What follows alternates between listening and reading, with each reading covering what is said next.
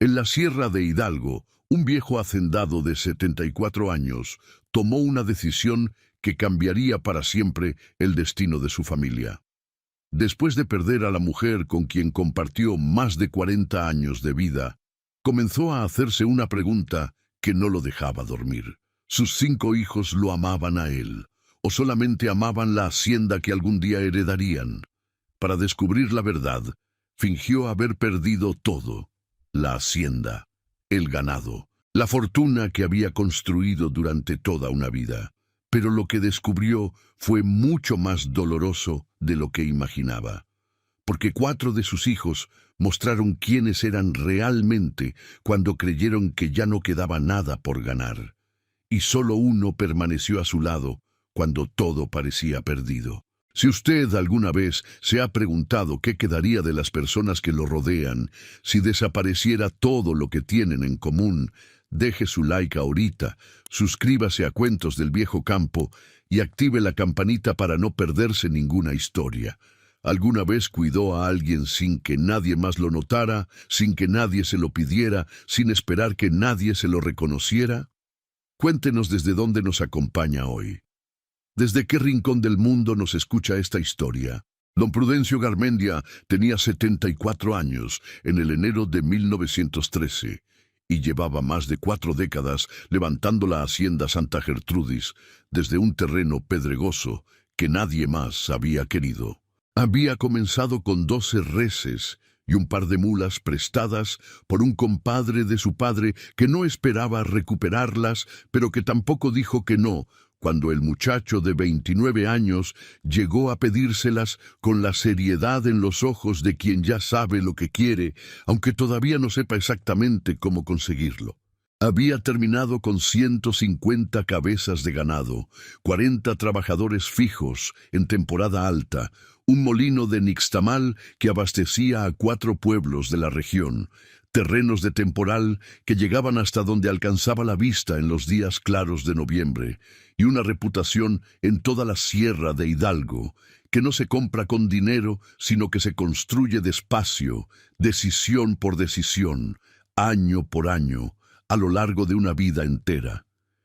En la región lo conocían con respeto. No era el hombre más rico, pero era el hombre que cumplía su palabra, el que no dejaba sin pago a un jornalero aunque la cosecha hubiera sido mala, el que en años de sequía había prestado semillas sin cobrar intereses y sin anotar el favor en ningún libro, porque algunos favores no se anotan, el que conocía el nombre de los hijos de sus mozos y preguntaba por ellos cuando cruzaba el potrero. Había construido todo eso con sus manos, con su espalda, y con los 42 años que estuvo casado con doña Eulalia Garmendia. Eulalia. El nombre todavía le pesaba en la boca como piedra mojada cada vez que lo pensaba, que era con más frecuencia de lo que hubiera querido admitir.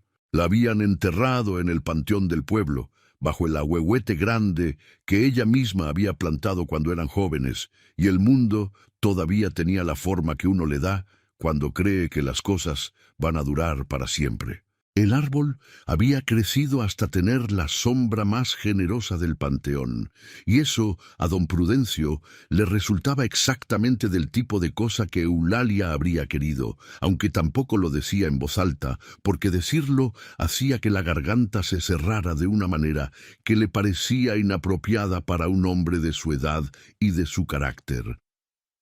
Desde que ella murió, don Prudencio hacía las cosas que había que hacer. Se levantaba al amanecer, cuando el gallo del corral todavía no había terminado. Tomaba el café que doña Crescencia le dejaba en la mesita del corredor antes de que él se levantara, como había hecho durante 41 años sin que nadie se lo pidiera. Revisaba el estado del ganado con Fulgencio Palafox.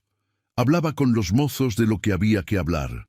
Comía en silencio. Dormía con dificultad, porque la cama que había compartido durante 42 años seguía siendo demasiado grande para un hombre solo, aunque él mismo no pudiera explicar con exactitud qué parte de esa cama faltaba cuando era toda la misma cama de siempre. Y volvía a empezar. Pero dentro de él algo había cambiado de una manera que no sabía nombrar, y que no intentaba explicar a nadie, porque en 74 años de vida nunca había aprendido a hablar de lo que sentía por dentro. Las emociones eran como el ganado. Había que tenerlas, había que alimentarlas, había que moverlas de potrero en potrero cuando era tiempo, pero no era necesario hablar de ellas con ninguna persona. Eso lo había dejado a Eulalia. Eulalia hablaba por los dos. Eulalia recordaba los cumpleaños de los hijos, de los nietos, de los compadres, de los vecinos, de las personas que alguna vez habían hecho algo bueno por la familia y que merecían ser recordadas el día que se debían recordar.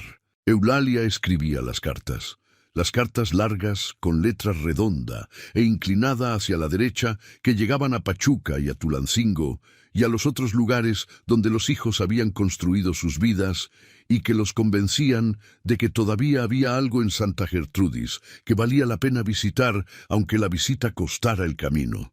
Eulalia organizaba las reuniones, las comidas del Día de Muertos con el altar lleno de cempasúchil y de las fotografías de los difuntos de la familia, las posadas de diciembre con los ponches de tejocote, las tardes de domingo con los nietos corriendo por el patio mientras los grandes platicaban en el corredor.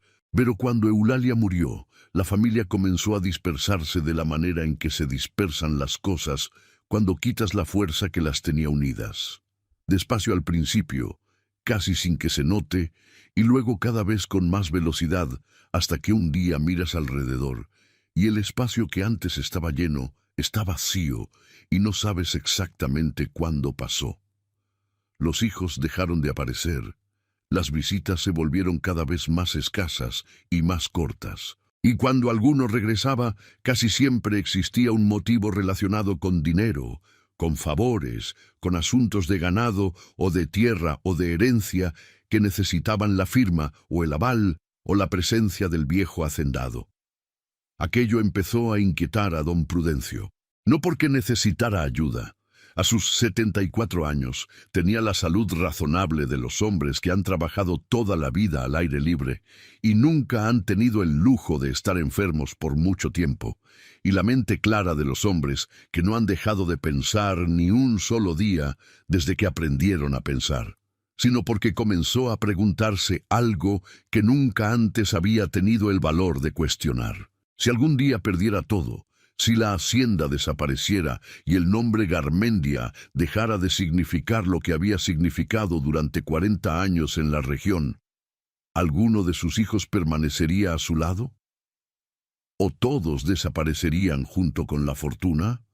Don Prudencio tenía 5 hijos y los 5 eran distintos, de maneras que él había observado durante décadas sin siempre entender completamente. Rufino Garmendia tenía 48 años y era comerciante en Pachuca. Había construido una vida cómoda y respetable, una casa con fachada de cantera en una calle decente, una esposa de familia conocida, 3 hijos que estudiaban en el colegio de los salesianos con las camisas blancas y el uniforme que señalaba claramente la posición que Rufino había alcanzado. Era hombre de tratos y de cuentas, meticuloso con los números, cuidadoso con la reputación, y hacía años que apenas visitaba la hacienda, porque la hacienda quedaba lejos y el negocio siempre tenía algo urgente que no podía esperar. Visitaba Santa Gertrudis 2 veces al año cuando Eulalia estaba viva. Una vez que ella murió, la primera visita llegó para el entierro, con la chaqueta oscura y el rosario en la mano, y la cara compuesta de quien sabe cómo comportarse en un velorio. La segunda nunca llegó. Apolinar Garmendia tenía 43 años y se dedicaba al negocio ganadero en la misma región de Hidalgo, lo que lo convertía en el único hijo que entendía el idioma de la tierra y el ganado del mismo modo en que lo entendía su padre. Había crecido entre los corrales de Santa Gertrudis. Había aprendido a reconocer una vaca enferma por la manera en que se paraba. Había llevado las cuentas del molino de Nixtamal durante 2 temporadas cuando era joven, y su padre le había confiado ese trabajo como una prueba que Apolinar pasó sin tropiezos, y durante toda esa vida había operado bajo la convicción silenciosa, pero absolutamente firme, de que algún día, cuando el viejo ya no pudiera más, Santa Gertrudis pasaría a sus manos. No lo decía con esas palabras. Nunca lo había dicho con esas palabras en presencia de nadie, pero lo demostraba de otras maneras que don Prudencio había aprendido a leer con los años. Llegaba sin avisar y recorría las tierras con una mirada de inventario más que de visita. Preguntaba al mayordomo sobre el estado del ganado con el tono de quien revisa sus cuentas y no con el tono de quien pregunta por el rancho de su padre. Y cuando comía en la mesa familiar, miraba los objetos de la hacienda con una expresión de pertenencia anticipada, que a don Prudencio le producía una incomodidad que prefería no examinar demasiado de cerca. Matilde Garmendia tenía 41 años y vivía en Tulancingo con su esposo Abundio Telles, hombre de ayuntamiento que consideraba que la familia política debía estar permanentemente a la altura del cargo que él desempeñaba, lo que en la práctica significaba que Matilde vivía en un estado de preocupación constante por las apariencias que la había vuelto tensa y medida y cuidadosa con cada palabra, de maneras que en otra vida, antes de ese matrimonio, no habían sido parte de su carácter. Visitaba Santa Gertrudis cuando el decoro lo exigía, cuando el no ir hubiera resultado en comentarios que le hubieran complicado la posición, pero entre esas visitas calculadas enviaba recados con mensajes que siempre tocaban el mismo tema desde distintas direcciones: que la hacienda necesitaba modernizarse, que el nombre Garmendia podría aprovecharse mejor con las conexiones correctas, que ella conocía a un abogado de la capital que podía revisar ciertos documentos de propiedad que, según le habían dicho personas que sabían de esas cosas, podían tener irregularidades convenientes de resolver antes de que alguien más las descubriera. Don Prudencio recibía esos recados.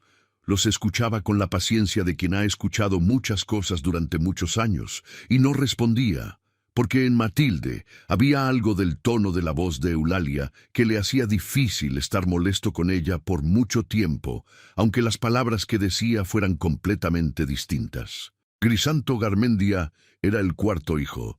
Tenía 37 años, y en esos 37 años había demostrado una capacidad extraordinaria para crear problemas en los lugares donde no los había, y para encontrar personas dispuestas a prestarle dinero que luego no podía devolver con tanta facilidad con que lo pedía. Las deudas de Crisanto eran de la variedad que crece sola, que se multiplica mientras uno duerme, que aparece resucitada en formas nuevas justo cuando uno creía que la había matado. Las visitas de Crisanto a Santa Gertrudis siempre seguían el mismo patrón que don Prudencio había aprendido a reconocer desde la entrada. Comenzaban con abrazos efusivos y preguntas sobre la salud y recuerdos de la infancia compartida. Avanzaban hacia una conversación sobre las bondades de cierto proyecto o cierta oportunidad que casualmente se había presentado en el momento preciso en que Crisanto la necesitaba, y terminaban siempre con una petición presentada como algo menor, pasajero, absolutamente controlado, que estaría resuelto en cuanto pasara tal o cual cosa que él ya tenía completamente en mano. Don Prudencio le había dado dinero 16 veces en los últimos 12 años. Lo sabía porque lo tenía anotado en un cuaderno aparte que guardaba en el doble fondo del escritorio de Encino, no por rencor, sino porque era hombre ordenado, y el orden incluía anotar las cosas aunque dolieran.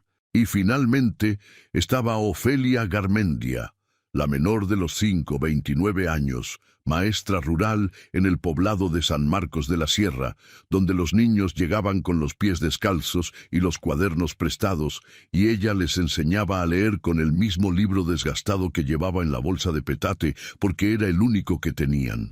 Ofelia ganaba lo que ganaba una maestra rural en el México de 1913, que era una cantidad que alcanzaba para vivir con dignidad, pero no para nada más. Vivía en una habitación prestada que formaba parte de la escuela, con una ventana que daba al cerro y una cama angosta y un baúl de madera donde guardaba todas sus pertenencias, que no eran muchas, porque pocas cosas en su vida habían sido muchas, pero todas habían sido suficientes. Y sin avisar, sin pedir, sin esperar reconocimiento de nadie, cada vez que los domingos le daban permiso de salir, caminaba las 7 horas que separaban San Marcos de la sierra de la hacienda Santa Gertrudis, pasaba 2 días con su padre y regresaba antes del amanecer del lunes, llueve o no llueve, con frío o con calor, con el camino bueno o con el camino lodoso de los temporales. La noche que don Prudencio encontró el cuaderno de Eulalia estaba lloviendo con la intensidad de los temporales de enero en la sierra, que llegan sin aviso, con granizo primero y luego lluvia gruesa que golpea el techo de teja con un sonido que llena toda la casa. El viejo había estado revisando la caja de cosas que su esposa guardaba en el armario del cuarto. Cartas atadas con listón descolorido, imágenes de santos con los bordes curvados por la humedad de los años, recibos de compromisos ya cumplidos, hacía tanto tiempo que los papeles casi se deshacían al tocarlos, fotografías en papel que el tiempo había vuelto amarillo y frágil. El cuaderno estaba en el fondo de la caja, envuelto en un trapo de manta que olía a lavanda seca. Era negro, con las pastas de cartón endurecido que el tiempo había ablandado levemente y el lomo descosido en una esquina de tanto abrirlo y cerrarlo. Adentro, con la letra de Eulalia que don Prudencio habría reconocido entre 1000 letras distintas, redonda, inclinada hacia la derecha, con las vocales abiertas de quien aprendió a escribir en el convento y nunca perdió del todo esa manera de hacer las letras. Había páginas y páginas de cosas que el viejo hacendado no había sabido que su esposa pensaba. Las leyó esa noche, sentado en el sillón del corredor, con el quinqué encendido sobre la mesa y la lluvia golpeando el techo a intervalos que a veces se intensificaban y a veces se calmaban sin terminar nunca del todo. Leyó sobre los hijos, sobre las esperanzas que Eulalia había tenido para cada uno de ellos y las maneras en que esas esperanzas se habían cumplido o no se habían cumplido o se habían cumplido de formas que no eran exactamente las que ella imaginó. Leyó sobre los años que ella consideraba los mejores, los años de cuando los niños eran chicos y la hacienda estaba llena de voces y de movimiento y de la energía caótica de una familia que no cabe bien en sus propios bordes. Leyó sobre miedos que ella nunca le había dicho de frente y sobre alegrías que sí le había dicho, pero que él no siempre había sabido escuchar en el momento en que ella las decía. Leyó sobre él, sobre la manera en que Eulalia lo veía, que era distinta a como él se veía a sí mismo, y que resultó ser, en muchos momentos, más generosa de lo que merecía, y en otros momentos más honesta de lo que hubiera querido. Y leyó, en una de las últimas páginas, una frase que le detuvo la respiración durante un segundo que le pareció más largo que un segundo. El día que yo falte, descubrirás quién ama al hombre y quién ama la hacienda. Don Prudencio se quedó mirando esas palabras durante un tiempo que no supo medir. La lluvia siguió. El quinqué chisporroteó una vez, movido por alguna corriente de aire que entró por alguna ranura del corredor. Un coyote aulló desde el cerro, lejos, con esa voz que a don Prudencio siempre le había parecido la voz de algo que no sabe si está llamando a alguien o simplemente dejando saber que existe. Y el viejo hacendado cerró el cuaderno negro despacio, con las 2 manos, lo sostuvo contra el pecho un momento, como si fuera algo que pudiera romperse si no lo sujetaba bien, y comprendió que su esposa le estaba haciendo desde la muerte una pregunta que él no había tenido el valor de hacerse a sí mismo en vida. ¿Quién lo quería a él? ¿O quién quería lo que él tenía? Para hablar con don Ceferino Murueta había que ir a Ixmiquilpan, que estaba a mediodía de camino a caballo desde Santa Gertrudis por el camino de la sierra que pasa junto al río antes de subir al pueblo. Don Ceferino era notario de profesión y amigo de don Prudencio, desde antes de que cualquiera de los dos tuviera un centavo que valiera la pena proteger legalmente. Se habían conocido en un mercado de la región 43 años atrás, Habían compartido aguardiente en una fonda que ya no existía y habían cultivado desde entonces el tipo de amistad que no necesita frecuentarse para mantenerse viva, que resiste años sin verse y retoma exactamente desde donde se dejó, sin que el tiempo pasado parezca haber pesado en ninguna de las dos partes. Don Prudencio llegó a Ixmiquilpan un martes de febrero, a caballo, con el frío todavía en los huesos del temporal reciente, y el cuaderno negro de Eulalia guardado en la alforja izquierda, aunque no tenía ninguna razón práctica para traerlo.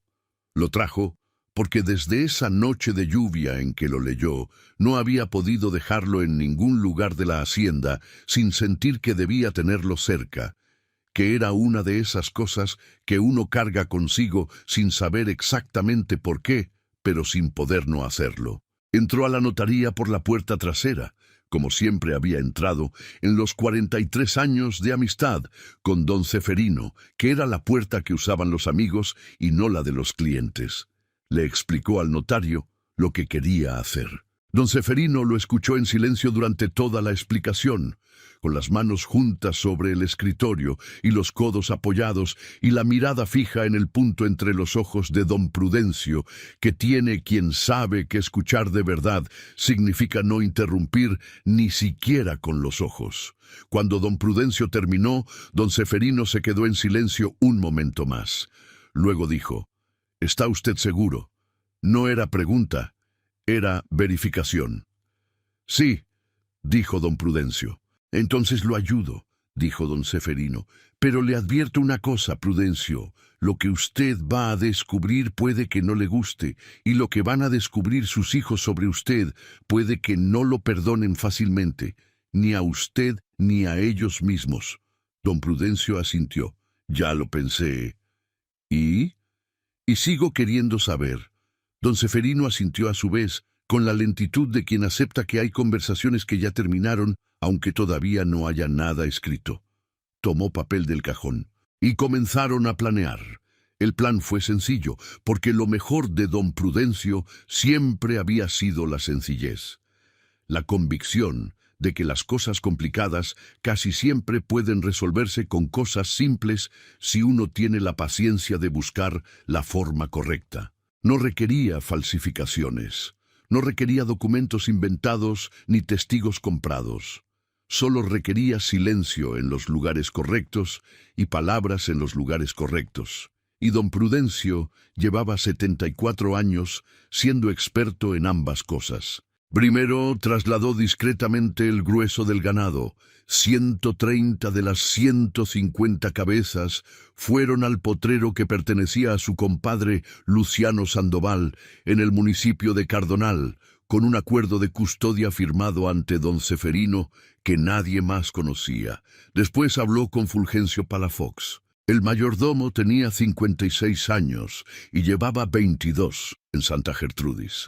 Era hombre de pocas palabras, de ningún exceso, de esas personas que entienden las cosas sin necesidad de que se les expliquen dos veces, porque la vida en el campo enseña a leer lo que no se dice con la misma precisión con que se lee lo que sí se dice. Don Prudencio le explicó una vez. Fulgencio Palafox lo miró durante el tiempo que tardó en procesar lo que escuchaba. Luego dijo: «Entendido, patrón», y no hizo más preguntas. Con eso fue suficiente. El rumor de la ruina de Santa Gertrudis salió de un comentario que don Ceferino dejó caer en la presidencia municipal de Ixmiquilpan, en una conversación que parecía accidental y que había sido preparada con el cuidado con que se preparan las cosas que deben parecer no preparadas. Mencionó a un conocido en común que le había dicho que los Garmendia estaban en problemas. Sacudió la cabeza con pesar de amigo y dejó que el comentario viajara solo, que es la mejor manera de que los rumores viajen. En la Sierra de Hidalgo en 1913, las noticias se movían a la velocidad de los arriereros que iban de pueblo en pueblo y de rancho en rancho, con los burros cargados y las bocas llenas de lo que habían escuchado en el lugar anterior. Para cuando marzo llegó, media región sabía que la hacienda Santa Gertrudis estaba en problemas. Para abril, todos lo sabían. Y los 5 hijos Garmendia recibieron la noticia en distintos momentos, por distintas personas, con distintas palabras. Pero todos la recibieron. Don Prudencio los reunió en Santa Gertrudis un domingo de abril, antes de que los almendros del huerto terminaran de florecer, y mientras el aire todavía tenía el olor fresco de la temporada de lluvias que empezaba a anunciarse desde el norte. Los 5 vinieron. Era la primera vez, en más de un año, que los 5 estaban juntos en la hacienda al mismo tiempo. Don Prudencio lo notó y no dijo nada. Guardó la observación en el lugar donde guardaba las cosas importantes para pensarlas después, cuando estuviera solo y hubiera silencio. Lo sentó en el corredor, donde Eulalia siempre servía el café los domingos por la tarde, en las sillas de madera labrada que eran las mismas desde hacía 20 años y que tenían en los respaldos el desgaste particular de mucha gente descansando en ellas durante mucho tiempo. Doña Crescencia sirvió el café sin que nadie se lo pidiera. Como siempre hacía las cosas que sabía que había que hacer, y se retiró a la cocina con el sigilo que la caracterizaba. Don Prudencio les dijo la noticia con las mismas palabras que había practicado solo durante semanas, frente al espejo del cuarto, hasta que salieron con el tono exacto que quería. Ni demasiado dramáticas, ni demasiado contenidas, solo las palabras que correspondían a la situación que describían, las malas cosechas de los últimos 2 años, las deudas que se habían ido acumulando sin que él lo notara a tiempo, que era la parte más vergonzosa, pero que había que decir. Los problemas con unos documentos de tierra que un abogado de la capital había revisado y encontrado deficientes en maneras que complicaban la posición legal de la hacienda frente a posibles acreedores. Y la posibilidad muy real de que Santa Gertrudis tuviera que ser vendida antes de que acabara el año si no se encontraba una solución. Habló durante 20 minutos. Luego se calló y observó. Observó con la misma atención que usaba cuando revisaba el ganado, sin apresurarse, sin sacar conclusiones antes de tiempo, notando cada detalle y dejándolo en su lugar hasta que el cuadro completo tuviera sentido. Rufino frunció el ceño y cruzó los brazos sobre el pecho con el movimiento de quien está evaluando una situación de negocios, y preguntó con cuánto tiempo contaban exactamente para resolver la situación, y qué tipo de deudas eran, y con quién estaban contraídas. Apolinar palideció, una palidez que le llegó desde algún lugar interno y que le afectó la boca y los ojos de una manera que don Prudencio nunca le había visto, que resultó ser la primera reacción completamente honesta que le conocía en muchos años, porque era la reacción de alguien a quien se le acaba de caer algo que creía que tenía asegurado. Matilde no dijo nada durante un momento largo. Luego preguntó si había alguna manera de manejar la situación sin que trascendiera demasiado fuera de la familia, porque había cosas de las que no convenía que se enteraran ciertas personas en el ayuntamiento de Tulancingo.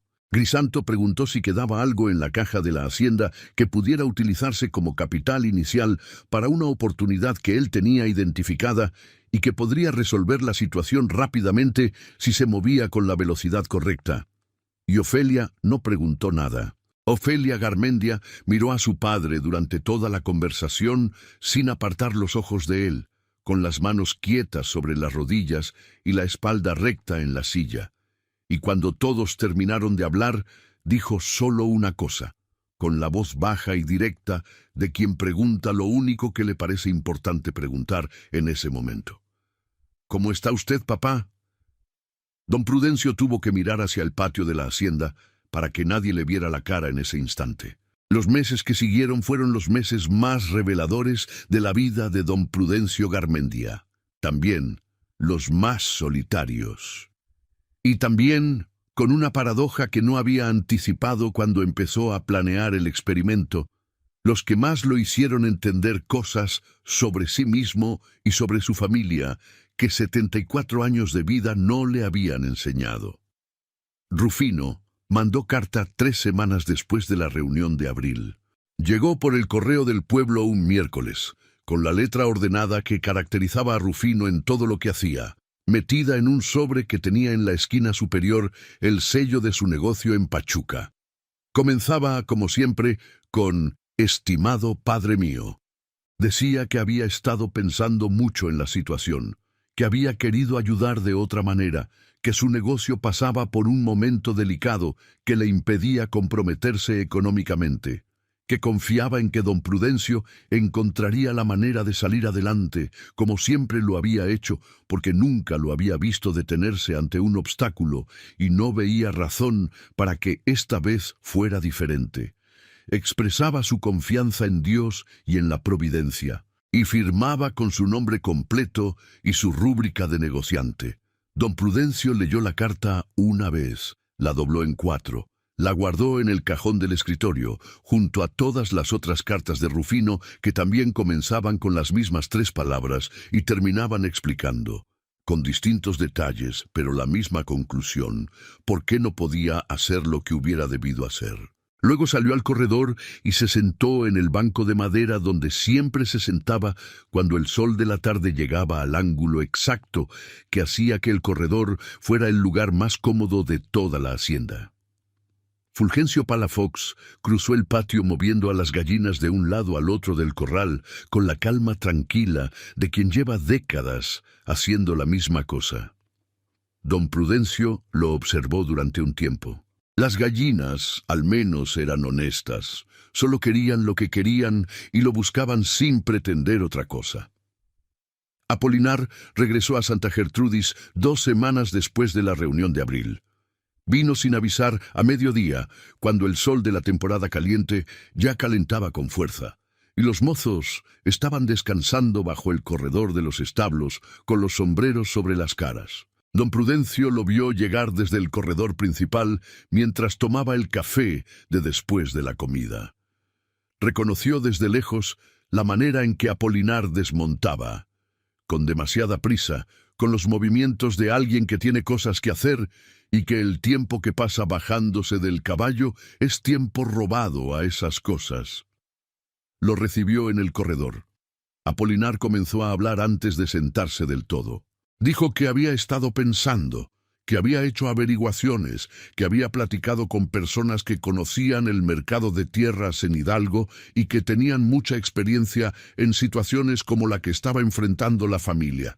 Y dijo que tal vez lo más inteligente antes de que los acreedores pusieran sus propias condiciones era tomar la iniciativa y comenzar a evaluar qué parcelas podían venderse de manera que el núcleo principal de Santa Gertrudis permaneciera en manos de la familia. Don Prudencio notó la frase, en manos de la familia, como si la familia fuera una entidad cuyo representante natural estuviera sentado ahí frente a él, con el sombrero en la rodilla y la voz de quien ya ha asumido una responsabilidad que nadie le ha cedido todavía. ¿Qué parcelas?, preguntó don Prudencio. Apolinar tenía la respuesta preparada. Habló durante 20 minutos. La parcela del Potrero Norte, que era la de menor productividad por el tipo de tierra. El terreno junto al río, que tenía valor por el acceso al agua, pero que generaba problemas con los vecinos. El huerto de aguacates, que había perdido 3/4 partes de su producción en los últimos años. Don Prudencio escuchó todo. Cuando Apolinar terminó, el viejo hacendado tomó su sombrero de la silla donde lo había puesto al sentarse. Se lo colocó despacio sobre la cabeza con el movimiento de toda la vida, y dijo, «Gracias por venir, hijo. Que te vaya bien en el camino». Apolinar lo miró sin entender del todo. Luego entendió que la visita había terminado. Se puso de pie. Salió al patio con la misma prisa con que había llegado, solo que en dirección contraria y con la mandíbula apretada de una manera que don Prudencio reconoció como la de alguien que no está acostumbrado a que sus planes no avancen y que todavía no ha decidido qué hacer con esa incomodidad. Doña Crescencia Maldonado había llegado a la hacienda Santa Gertrudis siendo una muchacha de 16 años que sabía hacer tortillas, nixtamal, atole y poco más, y que venía de un pueblo de la sierra donde las opciones para una mujer sin tierra ni familia, con posibles, eran limitadas a exactamente el número de opciones que alguien en ese lugar y en ese tiempo podía razonablemente esperar. Se había quedado porque doña Eulalia la había tratado con una decencia que no siempre encontraba en las cocinas de la región. La había enseñado a cocinar más cosas. Le había enseñado a leer, despacio, con la paciencia que Eulalia aplicaba a todo lo que consideraba que valía la pena hacer bien, y la había tratado, desde el primer día hasta el último, como una persona cuyo trabajo merecía respeto y cuya presencia en la casa era una presencia, no solo una función.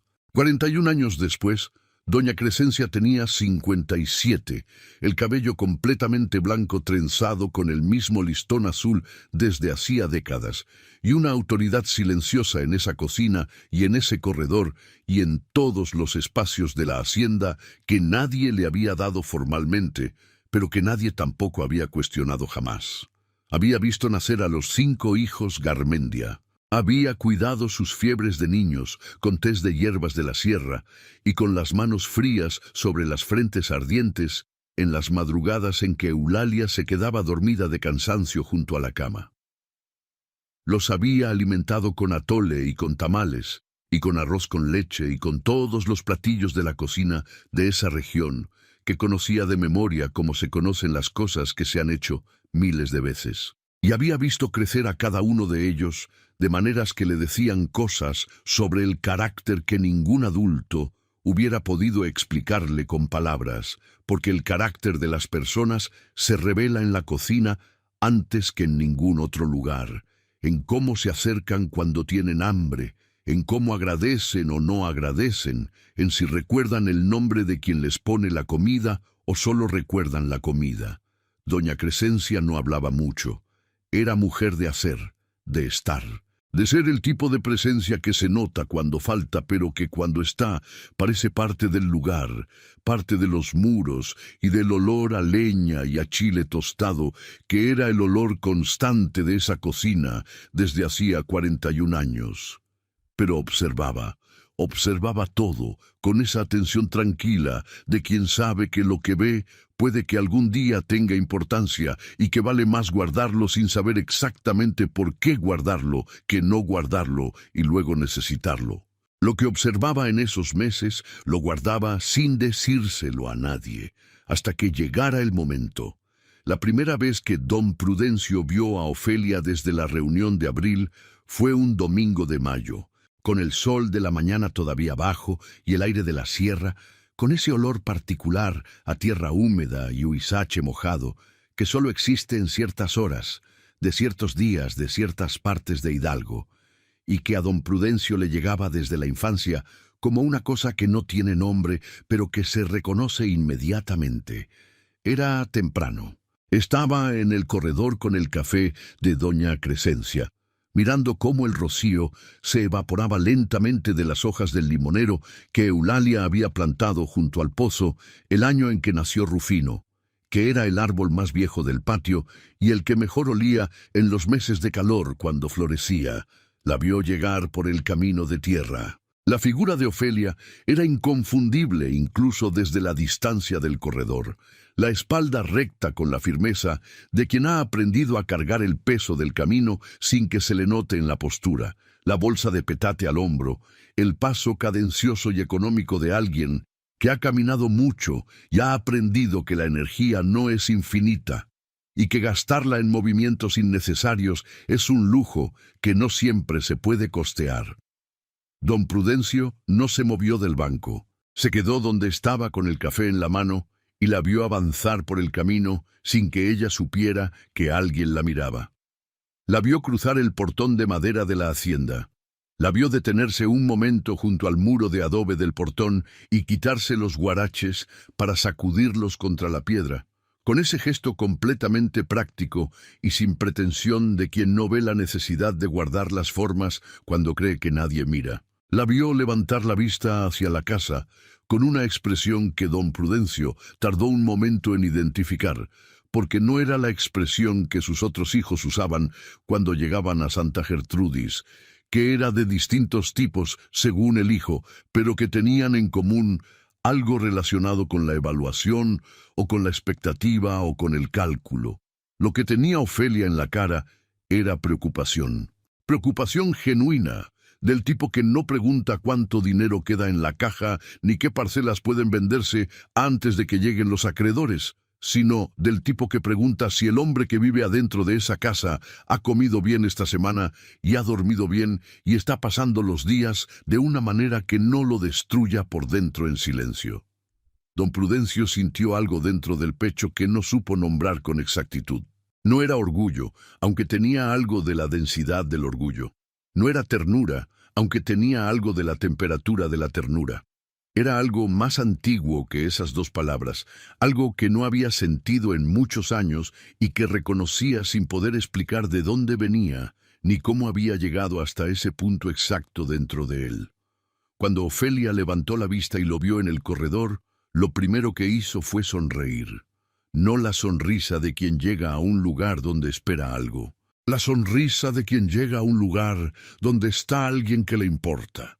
Don Prudencio levantó una mano en saludo y volvió la vista hacia el limonero, pero siguió pensando en esa sonrisa mucho tiempo después de que ella hubiera entrado a la hacienda a dejar la bolsa en su cuarto. Ofelia desempacó su bolsa de petate en el cuarto del corredor izquierdo que siempre había sido el suyo desde niña, el que tenía la ventana que daba al huerto de Chile y que en las mañanas recibía el sol de la manera exacta que convierte una habitación pequeña en un lugar donde uno quiere quedarse despierto.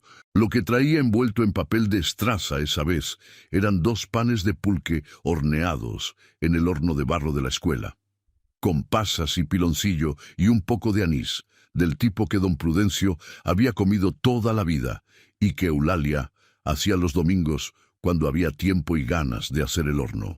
No lo había traído para impresionarlo. Lo había traído porque sabía que a él le gustaban y porque era domingo y porque entre ella y su padre existía desde hacía años una pequeña costumbre que no tenía nombre, pero que los dos conocían. Cuando Ofelia podía venir, traía algo hecho a mano, algo que había costado tiempo y trabajo, no dinero. Ese era el idioma entre los dos, y los dos lo hablaban sin haber acordado en ningún momento que fuera ese el idioma que usarían. Don Prudencio recibió los panes sin hacer un escándalo del gesto. No tenías que molestarte. Ofelia los puso sobre la mesa del comedor con el mismo movimiento tranquilo con que ponía todo en su lugar. No fue molestia, papá. Y eso fue todo lo que se dijeron sobre los panes. Pasaron la mañana haciendo cosas separadas, pero en la misma hacienda. Él en el corredor con los papeles del mes. Ella barriendo el cuarto de las herramientas que nadie había barrido en semanas, porque en la hacienda supuestamente arruinada los mozos se habían reducido y algunos espacios quedaban sin atender. A mediodía, doña Crescencia puso la comida en la mesa del comedor. Arroz con pollo, frijoles de olla, tortillas recién hechas. Comieron los 3 juntos como siempre comían cuando Ofelia estaba. Don Prudencio en la cabecera, Ofelia a su derecha, doña Crescencia al otro lado, porque desde la muerte de Eulalia, la vieja cocinera había ocupado un lugar en esa mesa que nadie le había asignado formalmente, pero que todo el mundo entendía como suyo. Hablaron de cosas pequeñas con la naturalidad de quien no necesita grandes temas para tener una conversación que valga la pena. Del tiempo de mayo que había sido más fresco que de costumbre, de un alumno de Ofelia que había aprendido a leer de corrido en 3 semanas y que ahora leía el catecismo entero en la misa del domingo para asombro del cura y de toda la congregación. De una vaca que había parido mellizos en el rancho vecino, que era raro, y que los vaqueros del rancho habían tomado como señal de buena suerte, aunque nadie pudiera decir exactamente por qué los mellizos de vaca traen buena suerte. Nadie mencionó la ruina. Nadie mencionó el dinero. Nadie preguntó cuánto ganado quedaba o cuándo llegaban los acreedores o qué decían los papeles legales. Y en esa ausencia de esas palabras, en ese espacio que quedaba donde los otros temas no entraron, don Prudencio encontró algo que hacía mucho tiempo no encontraba en ninguna conversación con ninguno de sus hijos. Descanso. El tipo de descanso que no viene de no hacer nada, sino de estar con alguien con quien no hay que calcular nada. Fue en esa misma visita donde sucedió el momento que don Prudencio no olvidaría en el tiempo que le quedaba.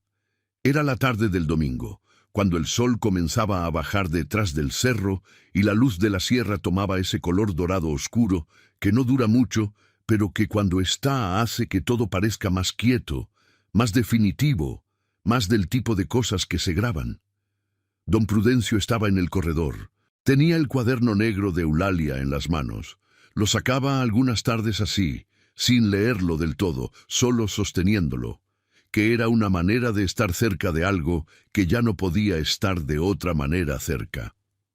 Ofelia salió del cuarto de las herramientas con el mandil todavía puesto y las manos con tierra de haber estado acomodando cosas que estaban mal acomodadas. Se detuvo al verlo con el cuaderno.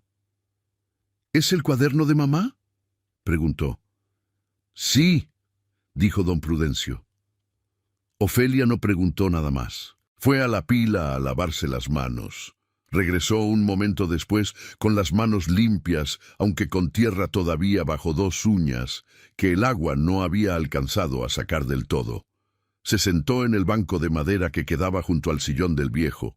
El banco, que en los años de Eulalia había sido el lugar preferido de ella en las tardes, cuando el corredor recibía bien la luz. No pidió permiso para sentarse. Tampoco lo había pedido Eulalia nunca. Don Prudencio miró las manos de Ofelia cuando ella las acomodó sobre las rodillas. Manos de maestra rural, con pequeñas cortaduras en los nudillos de barrer y fregar, con la dureza particular en las palmas que no se adquiere en ninguna oficina, sino en el trabajo diario con las cosas que tienen peso, con tierra todavía bajo las dos uñas que se habían resistido al agua. Eran manos que contaban una historia sin necesidad de palabras. ¿Lo has leído?, preguntó Ofelia. Sí. ¿Te ayudó algo? Don Prudencio pensó la respuesta antes de darla, que era lo que siempre hacía con las respuestas que importaban. Me hizo una pregunta, dijo al final. Ofelia lo miró. ¿Cuál? El viejo negó con la cabeza despacio. Todavía estoy buscando la respuesta. Ofelia asintió sin presionar, como si eso fuera suficiente, como si entendiera que hay preguntas que no necesitan contarse en voz alta para que las dos personas en la conversación sepan de qué se trata. Luego, despacio, extendió la mano y puso los dedos sobre la cubierta del cuaderno negro. No lo tomó, no lo abrió, solo lo tocó con suavidad, como quien saluda a alguien que ya no está pero que todavía tiene presencia en los objetos que dejó. Don Prudencio no retiró el cuaderno.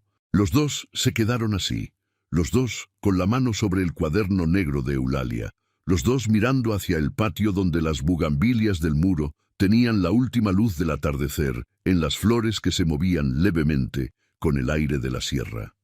El cuaderno entre ellos estaba tibio de haberlo sostenido tanto tiempo, con el calor particular de las cosas que han estado en contacto con alguien durante mucho rato, y guardan esa temperatura aunque ya nadie las esté tocando.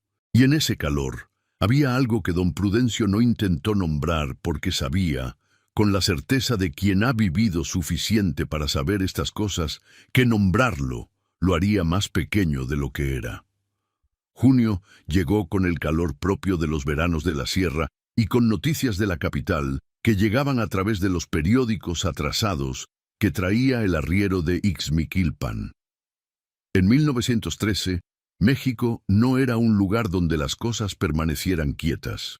La revolución que había comenzado 3 años antes, con el levantamiento de Madero, seguía moviendo el suelo bajo los pies de todos los que tenían algo que perder y también de todos los que no tenían nada y querían cambiarlo. En febrero de ese año, la decena trágica había terminado con Madero muerto, en circunstancias que nadie discutía en voz muy alta, pero que todos entendían, y con un general llamado Victoriano Huerta en el poder que inspiraba el tipo de desconfianza que no necesita explicitarse para existir. Por la Sierra de Hidalgo pasaban a veces grupos de hombres armados cuyo bando no siempre era claro desde lejos. Los hacendados de la región se reunían menos que antes, y cuando se reunían hablaban con más cuidado, escogiendo las palabras con la precaución de quien sabe que en tiempos revueltos las palabras viajan más rápido y llegan a más oídos de lo esperado. Los arriereros traían rumores de haciendas quemadas en Morelos y en Guerrero, donde los zapatistas avanzaban con la determinación de quien tiene una causa que llevan años esperando ver realizada. Don Prudencio escuchaba todo eso, y lo añadía al peso que ya cargaba dentro del pecho, sin decírselo a nadie, sin dejar que se notara en la cara o en el gesto, porque 74 años de vida en el campo le habían enseñado que los patrones que dejan ver el miedo producen más miedo todavía, y que hay cosas que el cuerpo tiene que cargar solo aunque el peso sea demasiado para un solo cuerpo. Pero dentro sentía algo que en otros tiempos hubiera llamado urgencia, la conciencia de que el tiempo que quedaba no era infinito, que el país se movía hacia algún lugar cuya forma todavía no era clara, que el cuerpo tiene sus propios límites que ninguna voluntad puede ignorar para siempre, que si había preguntas que responder, era mejor responderlas antes de que algo, el país o el cuerpo o las dos cosas juntas, le quitara la oportunidad.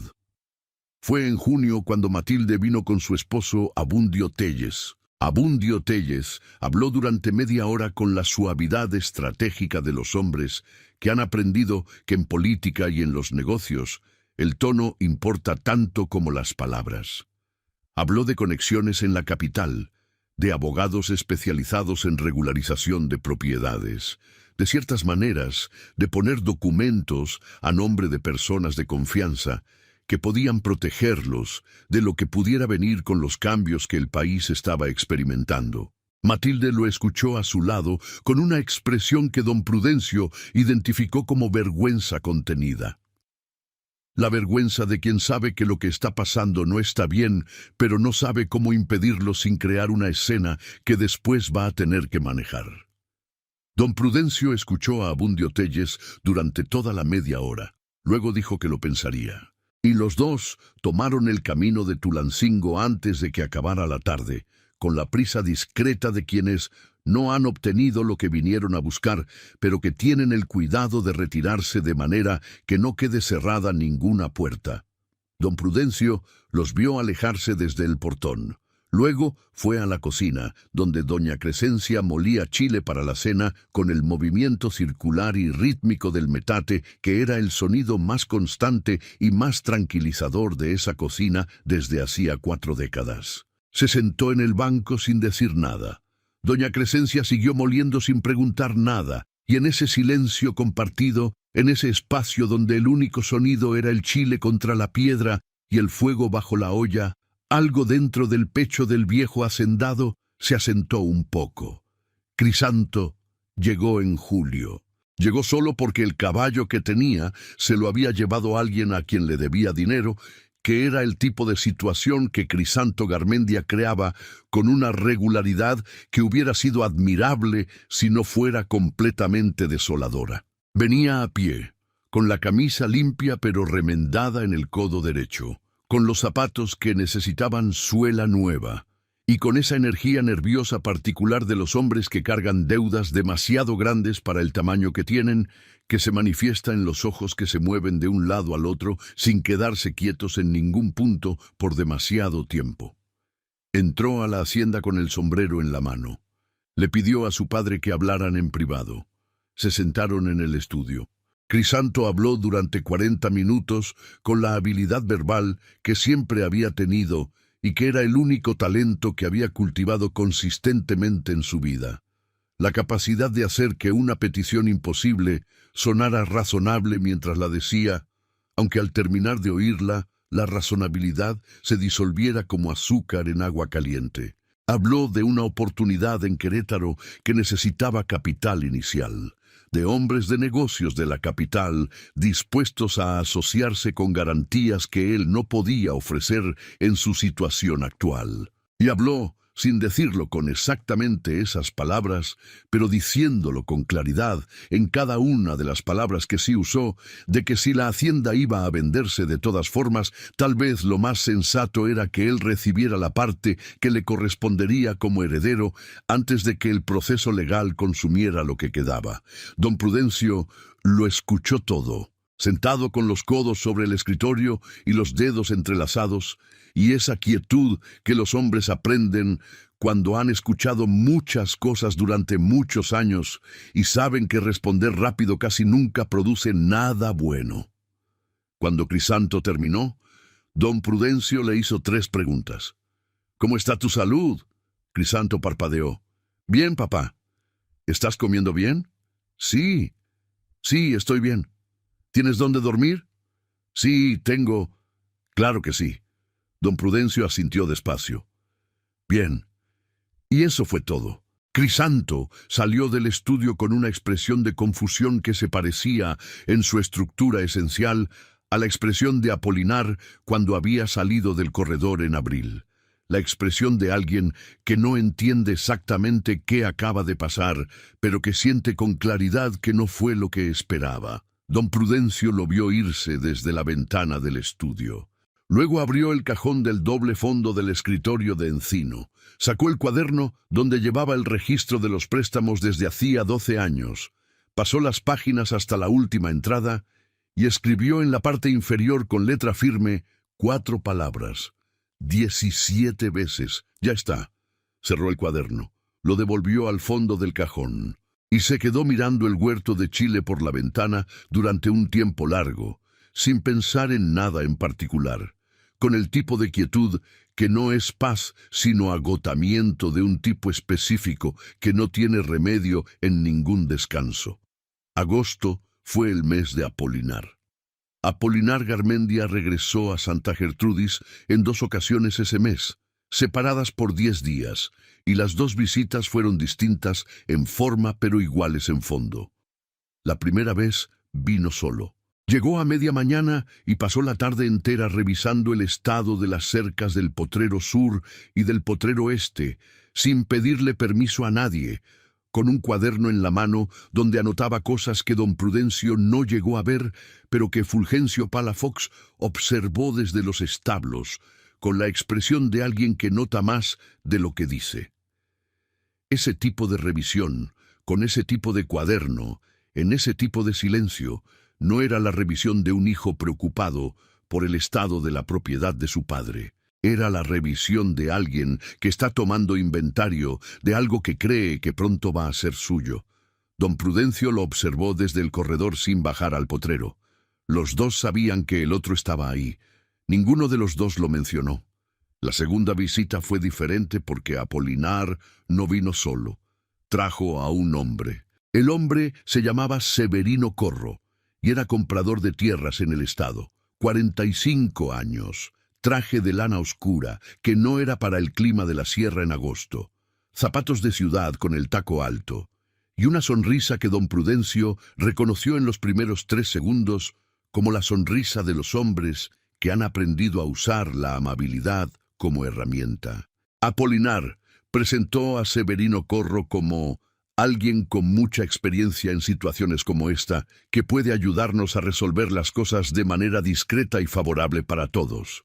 Don Prudencio miró a Severino Corro durante el tiempo que tardó en formarse una opinión sobre él, que fue exactamente el tiempo que tardó en estrecharle la mano y sentir la presión de ese apretón. Luego miró a su hijo. «Lo trajiste sin avisarme», no era pregunta. Apolinar tuvo la decencia de incomodarse un segundo visible. Pensé que sería más fácil así, que hablar primero y luego organizar el encuentro iba a tomar más tiempo del que tenemos. «¿Más fácil para quién?», dijo don Prudencio. El silencio que siguió duró el tiempo exacto para que todos los presentes, incluido Severino Corro con su traje de lana, entendieran la respuesta sin necesidad de escucharla. Don Prudencio se volvió hacia el comprador de tierras con la cortesía fría de alguien que no está siendo grosero, pero que tampoco está dejando espacio para dudas. «Agradezco su visita, pero no hay nada que discutir en este momento. Que le vaya bien en el camino». Severino Corro miró a Apolinar. Apolinar miró a su padre. Don Prudencio había vuelto la vista hacia el patio. La visita de Severino Corro terminó ahí. Lo que don Prudencio no supo en ese momento fue lo que sucedió 2 días después de la segunda visita de agosto, cuando Ofelia llegó a Santa Gertrudis con su bolsa de petate y su pan horneado. Apolinar había regresado la noche anterior, sin avisar a su padre. Había llegado cuando ya era noche y se había metido al cuarto del corredor derecho, que siempre había sido el suyo, sin cruzarse con nadie, porque doña Crescencia ya dormía y Fulgencio Palafox ya estaba en los establos. Cuando Ofelia llegó por la mañana, Apolinar la esperaba en el corredor. Fulgencio Palafox lo vio desde el establo. Se lo contó a don Prudencio semanas después, cuando ya no había razón para guardarlo. Los 2 hermanos en el corredor, Ofelia con la bolsa de petate todavía en el hombro. La conversación que parecía tranquila desde afuera, pero que tenía un tipo de tensión en los cuerpos que se reconoce desde lejos, aunque no se escuchen las palabras. Lo que Apolinar le dijo a Ofelia, en la versión que doña Crescencia le transmitió a don Prudencio después de que Ofelia se la contara esa misma tarde, era esto: que papá estaba viejo y confundido y que necesitaba a alguien que tomara las riendas de la situación. Que Ofelia, siendo maestra de rancho sin experiencia en negocios ni en tierra, no entendía lo que estaba en juego realmente. Que lo más inteligente para todos, incluyendo para Ofelia misma, era que ella dejara los asuntos de la hacienda en manos de quien sí entendía esas cosas, y que si seguía viniendo a visitar al viejo y complicando las conversaciones que él necesitaba tener con su padre, iba a haber consecuencias para la escuela donde enseñaba, para el puesto de maestra, para el buen nombre que tenía en el pueblo y que era la única cosa que hacía posible que la gente le confiara a sus hijos. Ofelia lo había escuchado todo. De pie en el corredor de la hacienda de su padre con la bolsa de petate en el hombro, la espalda recta y las manos quietas a los lados del cuerpo, había escuchado todo lo que su hermano mayor tenía que decirle sobre lo que pasaría si no hacía lo que él consideraba que debía hacer. Y cuando Apolinar terminó, Ofelia lo miró durante un momento. Luego le dijo, con una sola frase dicha en voz baja, pero con la claridad exacta de las cosas que se dicen una sola vez y no necesitan repetirse: si usted toca cualquier cosa que yo tenga, hermano, le juro por mi madre que no va a quedar una sola persona en toda la sierra que no sepa exactamente quién es usted. Y entró a la hacienda a desempacar su bolsa en el cuarto del corredor izquierdo. Don Prudencio no supo nada de eso ese domingo de agosto. Lo que sí notó fue algo diferente en la manera en que Ofelia se movía por la hacienda ese día. No en lo visible, la espalda seguía recta, las manos seguían haciendo lo que siempre hacían. La voz seguía siendo la voz de siempre. Pero había una fracción de segundo, apenas perceptible, en la manera en que ella miraba el corredor al entrar a él y al salir de él. Una fracción de alerta que aparecía y desaparecía antes de que pudiera fijarse en algo. La fracción de segundo que tiene alguien cuando entra a un lugar donde no está completamente seguro de lo que va a encontrar. Don Prudencio la reconoció porque era la misma fracción que usaba él mismo cuando entraba a ciertos lugares. Apolinar no apareció a comer. Nadie mencionó que Apolinar estaba en la hacienda. Nadie preguntó. Por la tarde, después de que doña Crescencia levantó los platos del mediodía, don Prudencio le preguntó a Ofelia si quería dar una vuelta por el potrero. Era algo que habían hecho desde que ella era chica. Recorrer el perímetro del potrero cercano al atardecer, cuando el ganado estaba quieto y los sabinos proyectaban sombras largas sobre el pasto y el aire tenía esa temperatura particular que en la Sierra de Hidalgo llega exactamente a esa hora y no a ninguna otra. Caminaron sin prisa, don Prudencio con las manos atrás, como siempre, Ofelia a su lado, un paso detrás, de la manera en que había caminado junto a él desde niña sin que nadie le hubiera dicho que ese era el lugar donde debía ir, sino porque ese lugar se había formado solo entre los dos a lo largo de los años.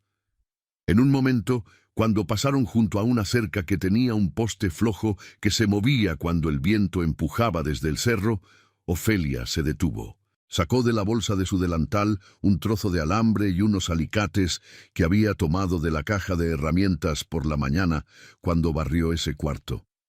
Tensó el alambre, lo enrolló alrededor del poste y de la vara horizontal con movimientos eficientes que venían de haberlo hecho otras veces.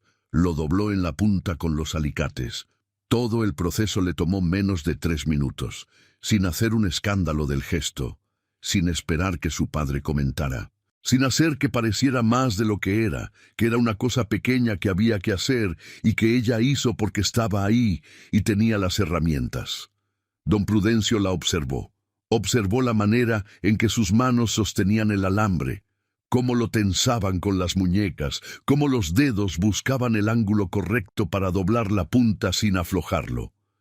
Las manos de Ofelia en ese momento eran las manos de alguien que ha aprendido que las cosas que importan se arreglan, no se reemplazan. ¿Cuándo aprendiste a hacer eso?, preguntó el viejo. Ofelia lo miró un momento, sin entender del todo por qué lo preguntaba. En la escuela tenemos una cerca que siempre se está cayendo. Uno aprende. Don Prudencio miró la cerca arreglada. Miró a su hija. Sí, dijo. Uno aprende. Y siguieron caminando por el potrero mientras la luz se volvía más larga y más dorada, y los sabinos empezaban a oscurecerse desde la copa hacia abajo. Septiembre llegó con las lluvias largas que la Sierra de Hidalgo recibe ese mes, lluvia de madrugada que deja el aire limpio y los caminos difíciles, y con un silencio de tipo diferente en la hacienda que don Prudencio tardó unos días en identificar. El silencio de los meses anteriores había sido el silencio de la espera, pesado, tenso, lleno de cosas que no se decían, pero que existían. El silencio de septiembre era de otro tipo. Era el silencio que llega cuando uno ya sabe lo que quería saber y todavía no ha decidido qué hacer con eso. Los meses del experimento habían producido lo que don Prudencio esperaba y también cosas que no esperaba. Lo esperado era que los hijos que creía que desaparecerían o que solo aparecerían con intenciones relacionadas con la fortuna, habían confirmado esa expectativa con la precisión desalentadora de las cosas que uno sospecha durante mucho tiempo y no quiere que resulten ciertas, pero que resultan ciertas. Lo que no esperaba era el precio que él mismo estaba pagando por el proceso. Porque observar a los hijos con la frialdad de un experimento no es posible cuando esos hijos son carne de la propia carne. No es posible cuando uno tiene 74 años y la distancia entre el presente y el fin de las cosas se ha vuelto mucho más corta y mucho más visible que cuando uno tenía 30. Y no es posible cuando el proceso de observar empieza a iluminar no solo lo que los demás son, sino también lo que uno mismo ha sido. Don Prudencio comenzó a hacerse preguntas que no había anticipado, no sobre sus hijos, sobre sí mismo. Se preguntó cuántas veces había ido a visitar a Rufino en Pachuca en los últimos 10 años. La respuesta era una vez. Se preguntó si alguna vez le había preguntado a Apolinar qué quería para su vida más allá de la hacienda y el ganado. Si alguna vez había tenido con él una conversación que no girara alrededor de los animales, o las tierras, o los negocios. La respuesta era que no recordaba haberlo hecho nunca. Se preguntó si alguna vez había escuchado a Matilde hablar de algo que le importara de verdad, más allá de los mensajes sobre documentos y posición y apariencias que llegaban de Tulancingo. No encontró un momento claro. Se preguntó cuántos cumpleaños de Crisanto había recordado sin que Eulalia se los recordara primero. La respuesta fue incómoda. Y luego, la pregunta que resultó ser la más difícil de todas. ¿Cuándo fue la última vez que le dijo a Ofelia que estaba orgulloso de lo que ella había elegido hacer con su vida? La respuesta a esa pregunta no era que no se lo había dicho recientemente, era que no recordaba habérselo dicho nunca, en 29 años de vida de su hija menor. En todos los domingos que ella había caminado 7 horas para venir a estar con él. En todos los panes de piloncillo que había horneado en el horno de barro de la escuela. En todas las cercas que había arreglado en silencio sin que nadie se lo pidiera. En toda la vida entera de Ofelia, que don Prudencio había observado con algo que era claramente orgullo, pero que nunca había encontrado el camino de la observación a la palabra. No porque no estuviera orgulloso, sino porque era el tipo de hombre que da por entendido que el afecto existe sin necesidad de nombrarlo, que construye haciendas y da de comer y pone a los hijos en el mundo y asume que eso es demostración suficiente de todo lo que no sabe decir. Pero el cuaderno de Eulalia le había enseñado algo ese año. Eulalia lo había amado durante 42 años sin que él siempre supiera cómo escucharlo. Y Eulalia lo había escrito en su cuaderno negro no con rencor, sino con la honestidad serena de alguien que ha aceptado las cosas como son, pero que quiere que quede registro de lo que también podían haber sido.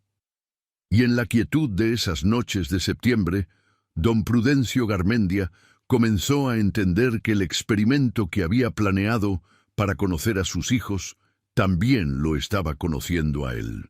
Y lo que encontraba no era completamente cómodo de ver. Fue en una noche de lluvia de octubre cuando doña Crescencia habló. Don Prudencio estaba en la cocina, como hacía algunas noches cuando el sueño no llegaba o llegaba y se iba antes de ser suficiente, sentado en el banco de madera junto al fogón donde quedaban las últimas brasas de la cena. La cocina de noche tenía un calor particular, el calor de la leña que no ha terminado de apagarse del todo, y un olor a chile tostado y a masa, y a las hierbas que doña Crescencia colgaba del techo para que se secaran, que era uno de los olores más viejos que don Prudencio tenía en la memoria. Uno de esos olores que no te traen un recuerdo concreto, sino que te traen algo más general. La sensación de que existe un lugar donde siempre hubo calor y comida, y alguien que estaba haciendo las cosas que necesitaban hacerse.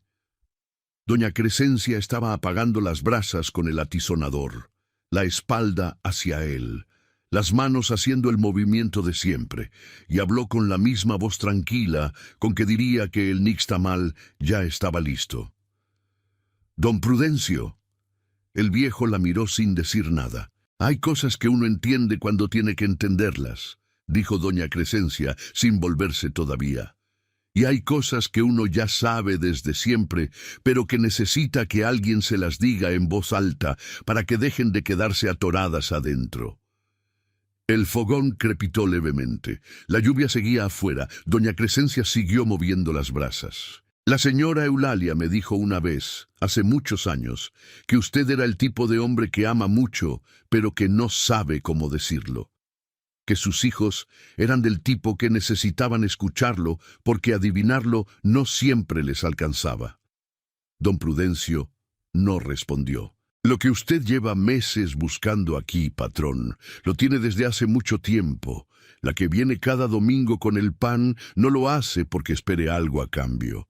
Lo hace porque así es ella, porque así lo aprendió y porque lo quiere a usted, aunque usted nunca se lo haya dicho con esas palabras». Pausa. «Y usted lo sabe. Lo que no sé yo es qué está esperando para decírselo». Doña Crescencia colgó el atizonador en el gancho de la pared con el mismo movimiento de 40 años. Se volvió hacia la puerta trasera sin prisa. «Buenas noches, patrón». Y salió. Don Prudencio se quedó solo en la cocina con el sonido de la lluvia y el olor a leña y a chile que doña Crescencia dejaba siempre igual que la cocina de 20 años atrás, y de 10 años atrás, y de ayer. Se quedó quieto mucho tiempo, con las manos abiertas sobre las rodillas, con el cuaderno de Eulalia, que no tenía en ese momento pero que podía sentir en la alforja del cuarto donde lo guardaba desde que dejó de ponerlo en la mesa del corredor, que era donde lo ponía cuando necesitaba que estuviera cerca sin necesitar sostenerlo físicamente. Y por primera vez desde que comenzó el experimento, don Prudencio Garmendia supo con certeza lo que iba a hacer. no solo sobre la hacienda, sobre todo lo demás también. En la primera semana de noviembre, don Prudencio mandó recado a sus 5 hijos. El recado decía lo mismo para todos, con las mismas palabras, que había novedades sobre la situación de la hacienda, que necesitaba comunicarles en persona y que los esperaba en Santa Gertrudis el domingo 15 de noviembre. No explicaba nada más. Nunca había sido su estilo explicar más de lo estrictamente necesario, y no iba a cambiar ese estilo a los 74 años por ninguna razón. El lunes siguiente fue a Ixmiquilpan a ver a don Ceferino Murueta. Entró por la puerta trasera como siempre. Don Ceferino lo miró cuando entró y no preguntó nada durante los primeros minutos, que fueron los minutos que don Prudencio usó para sentarse en la silla de enfrente del escritorio y organizar dentro de la cabeza las palabras que necesitaba decir en el orden en que necesitaba decirlas. Terminó, dijo al final.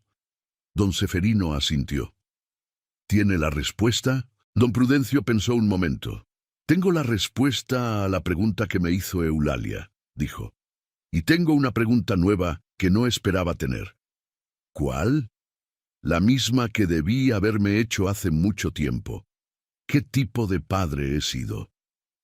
Don Ceferino entrelazó los dedos sobre el escritorio y los miró un momento antes de mirar a su amigo. ¿Y? Y ya sé qué hacer, dijo don Prudencio. Solo necesito que usted me ayude con los papeles como siempre lo ha hecho. Don Ceferino asintió, tomó papel del cajón y comenzaron a trabajar por segunda vez en ese año. El domingo 15 de noviembre de 1913 amaneció con un cielo de los que se dan en la Sierra de Hidalgo después de que los temporales terminan y el aire queda lavado y quieto. Azul profundo desde el horizonte hasta arriba, sin una nube, con el frío limpio de la madrugada que cede despacio a un sol que calienta sin quemar. Los 5 hijos de don Prudencio llegaron a Santa Gertrudis en el transcurso de la mañana, uno por uno, desde los distintos lugares de Hidalgo y de Pachuca, donde habían construido sus vidas. Rufino llegó primero, puntual como siempre lo era para todo lo que implicara un compromiso con consecuencias. Apolinar llegó segundo, con su manera de llegar siempre demasiado rápido para cualquier lugar. Matilde llegó tercera, con Abundio Telles, que vino también de traje, aunque don Prudencio no se lo había pedido. Crisanto llegó cuarto, a pie, con la camisa limpia que era la misma camisa remendada de agosto. Y Ofelia llegó quinta, como siempre llegaba, a pie por el camino de tierra, con la bolsa de petate y el pan envuelto en papel de estraza, y el paso firme de quien no necesita llegar rápido, sino llegar. Don Prudencio los reunió en el comedor. Era la primera vez que los 6 estaban juntos desde la reunión de abril. El comedor de Santa Gertrudis era el cuarto más grande de la casa. Mesa de encino con 12 sillas, aparador con los platos de talavera azul y blanco que Eulalia había comprado en Puebla hace 20 años. El reloj de pared que sonaba cada hora con el mismo tono que don Prudencio ya no escuchaba conscientemente porque llevaba décadas formando parte del sonido de ese cuarto. Don Prudencio se sentó a la cabecera. Fulgencio Palafox estaba parado junto a la puerta con los brazos cruzados porque su patrón le había pedido que estuviera presente y él estaba presente sin hacer preguntas sobre por qué. Doña Crescencia estaba junto a la ventana con las manos juntas y la expresión serena de quien lleva meses sabiendo que este momento iba a llegar. En el centro de la mesa, don Prudencio había puesto 3 cosas. El cuaderno negro de doña Eulalia, con las pastas de cartón gastadas y el lomo descosido en la esquina. Un sobre sellado con el lacre rojo de la notaría de don Ceferino Murueta. La carpeta con los documentos originales de la propiedad de la hacienda Santa Gertrudis. Los hijos miraron las 3 cosas y esperaron. Don Prudencio habló sin preámbulo. La hacienda Santa Gertrudis no está en ruina. El silencio que siguió a esas palabras tuvo la calidad particular del silencio que viene después de algo que reordena todo lo que se había organizado en la mente de alguien. Duró aproximadamente 4 segundos. Luego, 4 personas empezaron a hablar al mismo tiempo. Rufino preguntó, con la voz de negociante que usa cuando está procesando algo que no esperaba, ¿qué significaba exactamente eso y desde cuándo? Apolinar se puso de pie con un movimiento que movió la silla hacia atrás, con un ruido sobre el piso de ladrillo. Matilde dijo, con la voz levemente más alta de lo que ella misma había querido, «Papá, ¿qué está diciendo?» Crisanto repitió la frase de su padre como si al repetirla pudiera entenderla mejor. «No está en ruina». Solo Ofelia no dijo nada. Ofelia miraba a su padre, no con la sorpresa que tenían los otros, con algo que era más parecido al reconocimiento, la expresión de alguien que ha sospechado durante meses que las cosas no eran exactamente lo que parecían, y que ahora recibe la confirmación de lo que ya intuía desde algún lugar adentro de sí misma, sin haber tenido la certeza. Don Prudencio esperó a que el ruido se apagara. Cuando se apagó, continuó con la misma voz tranquila del principio. Trasladé el ganado al potrero de mi compadre Luciano en Cardonal. Lo traen de vuelta esta semana. Las deudas que les describí no existen. Los problemas legales tampoco. Los documentos de la tierra están en orden, como han estado siempre desde el primer día que puse pie en esta tierra. Otro silencio. De naturaleza diferente, más denso. Del tipo que se puede tocar. ¿Por qué?, dijo Rufino, con la voz plana de los hombres de negocios que han aprendido a no dejar que la emoción entre en el tono antes de entender completamente la situación. «Porque su madre me hizo una pregunta», dijo don Prudencio, y puso una mano sobre el cuaderno negro sin abrirlo. Y necesitaba la respuesta. «¿Qué pregunta?», dijo Matilde. Don Prudencio la miró. «¿Quién ama al hombre y quién ama la hacienda?». Apolinar fue el primero en hablar con la voz levantada. Habló con la mezcla particular de indignación y vergüenza que tienen los hombres cuando lo que los acusa es verdad, y lo saben, pero no pueden admitirlo todavía, porque admitirlo significaría también aceptar lo que eso dice sobre ellos mismos. «Esto es una humillación», dijo Apolinar de pie junto a la silla que había movido. «Usted nos hizo venir aquí. Nos mintió durante meses enteros, nos puso a todos en ridículo frente a media región con el rumor de la ruina, y ahora viene a decirnos que fue una prueba, como si fuéramos sus peones, como si tuviera el derecho de hacer eso con su propia familia». Don Prudencio lo miró con la calma que da haber pensado en esta conversación durante semanas, haberla practicado, haberla anticipado en cada una de sus variaciones posibles. «Sí», dijo, «tengo ese derecho.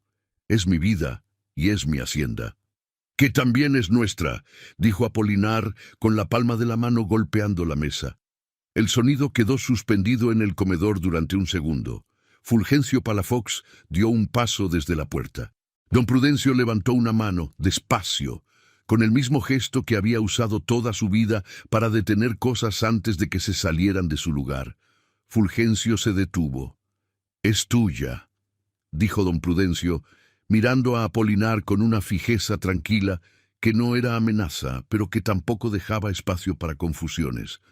«Cuando yo la deje, y solo si yo lo decido. No antes, nunca antes». Apolinar abrió la boca. «Tú viniste aquí en agosto con un comprador de tierras que nadie te pidió que trajeras», dijo don Prudencio con la voz sin elevar, pero con cada palabra colocada exactamente donde necesitaba estar. «Viniste a mi hacienda, a mi casa, con un extraño, a hablar de mis tierras sin preguntarme si quería que eso pasara». Una pausa. «Y antes de eso, le dijiste a tu hermana menor que si seguía visitándome, habría consecuencias para su trabajo. En mi casa. Le dijiste eso a Ofelia en el corredor de esta hacienda, donde ella nació igual que tú». El silencio en el comedor era del tipo que tiene peso físico. Apolinar no respondió, no porque no tuviera palabras, sino porque las palabras que tenía no podían deshacer lo que su padre había dicho, que era simplemente la verdad dicha en voz alta frente a personas que podían escucharla. Esta hacienda no va a pasar a manos de alguien que ya la está repartiendo antes de que yo me haya ido, dijo don Prudencio. Santa Gertrudis se queda entera o no se queda. Y la persona que la reciba va a ser alguien que entienda que lo que vale aquí no son las tierras. Nadie en el comedor preguntó qué era lo que valía. Todos lo sabían, y todos miraron en ese momento hacia donde estaba Ofelia. Ofelia Garmendia, la menor de los 5, con las manos quietas sobre la mesa del comedor y la espalda recta en la silla de madera, miraba a su padre, no con triunfo, no con la expresión de quien ha ganado algo, con algo mucho más difícil de sostener sin que se note, la emoción que se contiene apretando ligeramente los dientes y manteniendo los ojos abiertos y mirando hacia adelante porque cerrarlos o bajarlos es el momento en que todo lo que se ha estado sosteniendo encontraría la salida. Don Prudencio abrió el sobre sellado de don Ceferino Murueta. «Esto es el Nuevo Testamento», dijo, «hecho conforme a la ley. No lo voy a leer en voz alta hoy, porque hoy no es el día para eso. Pero quiero que todos sepan que existe, que está firmado, y que dice lo que dice sin que ninguna conversación de esta tarde lo cambie». Puso el sobre de vuelta sobre la mesa, se puso de pie. Lo que siguió no estaba completamente en el plan de don Prudencio. El plan había incluido la revelación, había incluido la confrontación, había incluido la firmeza necesaria para sostener lo que había decidido. No había incluido del todo lo que sucedió después, que fue una conversación que duró toda la tarde y que resultó ser, en su desorden y en su dificultad y en los momentos de incomodidad que nadie hubiera elegido tener, la conversación más importante que la familia Garmendia había tenido en muchos años. Porque cuando el shock de la revelación pasó, cuando la indignación de Apolinar encontró sus límites y la confusión de los otros fue asentándose con la lentitud con que se asientan las cosas que han sacudido todo lo organizado, los hijos comenzaron a hablar. No todos de la misma manera, no todos con la misma honestidad, no todos en el mismo momento, pero comenzaron a decir cosas que llevaban años guardadas en el lugar donde se guardan las cosas, que se consideran demasiado riesgosas o demasiado dolorosas o demasiado complicadas para decirse en voz alta. Rufino habló primero, con la voz moderada de siempre, pero con un temblor pequeño en la última parte de lo que dijo. Dijo que nunca había sentido que la hacienda tuviera lugar para él después de que se fue a Pachuca a construir su propio negocio. Que don Prudencio nunca le había preguntado si le iba bien o si necesitaba algo que no fuera dinero. Que las cartas cortas que mandaba eran cartas cortas porque no sabía qué más escribirle a alguien que respondía con 2 líneas o no respondía. «Tienes razón», dijo don Prudencio. 2 palabras. Rufino las recibió con la expresión de alguien a quien se le ha puesto en las manos algo que no esperaba recibir y que todavía no sabe del todo qué hacer con ello. Matilde habló después, con la voz más controlada que la de Rufino, pero con algo quebrándose levemente en los bordes, en los momentos donde las palabras tocaban algo que había estado guardado durante más tiempo del que era cómodo. Dijo que había aprendido desde chica que a su padre no le importaban las cosas de las mujeres, que los problemas de sus hermanos recibían atención y los suyos se resolvían con «pregúntale a tu madre», que cuando se casó con Abundio no fue completamente por elección, sino porque era la salida que existía para una muchacha que no sabía cuál era su lugar en la familia. Abundio Telles tuvo la prudencia de no decir nada. Don Prudencio miró la mesa mientras Matilde hablaba. Cuando ella terminó, dijo: «No lo supe ver, debí haberlo visto». A Matilde se le quebró la voz un momento, solo un momento. Luego se recompuso con la disciplina de quien lleva años sosteniendo las apariencias y no puede dejar de hacerlo, aunque ya no quiera hacerlo. Grisanto habló de las deudas como lo que en realidad habían sido siempre, aunque él mismo nunca lo hubiera reconocido. Una manera de pedir ayuda cuando no sabía pedir ayuda de ninguna otra forma. Dijo que había crecido sin saber cuál era su lugar en la familia, que Apolinar era el que iba a quedarse con la tierra, que Rufino era el del negocio, que Matilde era la del matrimonio, y que él nunca había encontrado el punto donde encajaba en ese mapa.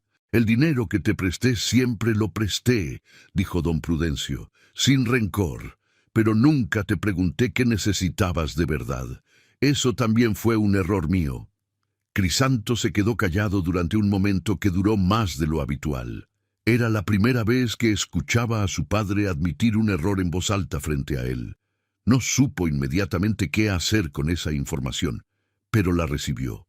Apolinar no habló durante esa parte de la tarde. Se quedó sentado con los brazos cruzados y la mandíbula apretada, mirando la ventana con la expresión de alguien que está escuchando y que todavía no ha decidido qué hacer con lo que escucha. Y eso, para Apolinar, que nunca había sido el tipo de hombre que se quedaba callado cuando podía estar hablando, era en sí mismo una clase de respuesta. Y finalmente, don Prudencio se volvió hacia Ofelia. «¿Tú qué tienes que decir?» Ofelia lo pensó un momento. No el pensamiento de quien busca las palabras correctas, sino el pensamiento de quien ya las tiene y está decidiendo si este es el momento de decirlas. «Que debió haberles dicho la verdad antes», dijo al final con voz tranquila. «No porque lo que hizo esté completamente mal, sino porque habría ayudado a todos, incluyéndole a usted, haberlo hecho antes». Una pausa. «Y que ojalá que lo que venga ahora no sea solo sobre la hacienda, que sea sobre la familia, que sea sobre las cosas que todos dijeron hoy y que llevan años sin decirse». Don Prudencio la miró durante un momento.